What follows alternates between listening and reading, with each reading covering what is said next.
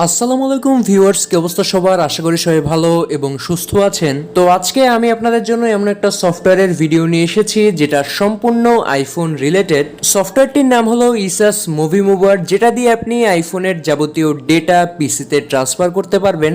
তবে আজকে আমাদের ভিডিওর টপিক হলো হোয়াটসঅ্যাপ ট্রান্সফার। তাহলে আর কথা না বাড়িয়ে চলুন দেখাই কিভাবে কি করতে হবে। So as always, Rafi with you and you are watching Rafi gadget reviews. Install করার পর এই হলো সফটওয়্যারটির আইকন। এখন আমরা এটিকে ওপেন করব। ওপেনের পর দেখতে পাচ্ছেন সফটওয়্যারটি বলছে আইফোনের সাথে পিসিটি কানেক্ট করার জন্য। এর জন্য আপনার প্রয়োজন হবে চার্জারের সাথে দেওয়া ইউএসবি কেবলটা। এটি দেবেন আপনার পিসিতে এবং এর যে সামনের মাথাটা আছে সেটা লাগাবেন আপনার আইফোনে। দেখতে পাচ্ছেন কয়েক সেকেন্ডের মধ্যেই এটি কানেক্ট হয়ে গিয়েছে। এরপরে আপনি আসল কাজ করবেন। এখন আমরা চলে যাব হোয়াটসঅ্যাপ ম্যানেজারে এবং আপনাদের দেখাবো কিভাবে আপনারা হোয়াটসঅ্যাপ ডেটাগুলো ব্যাকআপ করবেন, কিভাবে ডিলিট হওয়া হোয়াটসঅ্যাপ ডেটাগুলো রিস্টোর করবেন। সো দেখতে পাচ্ছেন আমি ব্যাকআপ অপশনে ক্লিক করলাম এবং আমার আইফোনটি অলরেডি কানেক্টেড। আমি জাস্ট ফোল্ডারটা সিলেক্ট করলাম এবং ব্যাকআপে ক্লিক করে দিলাম। তারপরে এটি আপনার হোয়াটসঅ্যাপ ডেটার সাইজ অনুযায়ী কিছুক্ষণ টাইম নেবে। যদি আপনার সাইজ বেশি হয় তাহলে বেশি টাইম নেবে। আমার সাইজ কম ছিল তাই তাড়াতাড়ি হয়ে গিয়েছে। সো এখন আমি এখান থেকে বেরিয়ে যাচ্ছি এবং আপনাদের দেখাচ্ছি এটি আসলেই ব্যাকআপ হয়েছে কিনা। এর জন্য আপনি এখানে ক্লিক করুন এবং এই ভিউ অপশনটা দেখতে পাচ্ছেন, এখানে একটা ক্লিক করুন। তারপরে আপনি দেখতে পাবেন আপনার হোয়াটসঅ্যাপ ডেটাগুলো ব্যাকআপ হয়ে গিয়েছে।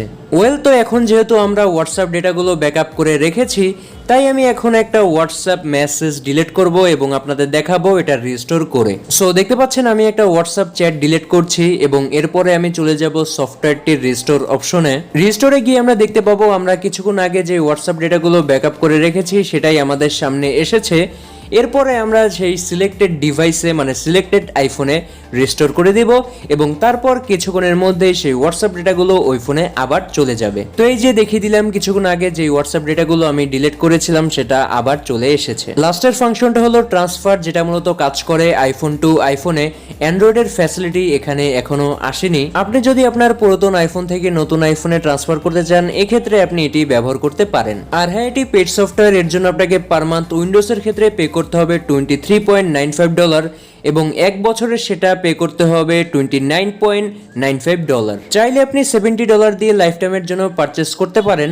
অন্যদিকে ম্যাক ওএস এর ক্ষেত্রে প্রাইসটা খানিকটা বেশি। দেখতে পাচ্ছেন ম্যাক ওএস এ উইন্ডোজের থেকে অলমোস্ট $10 বেশি।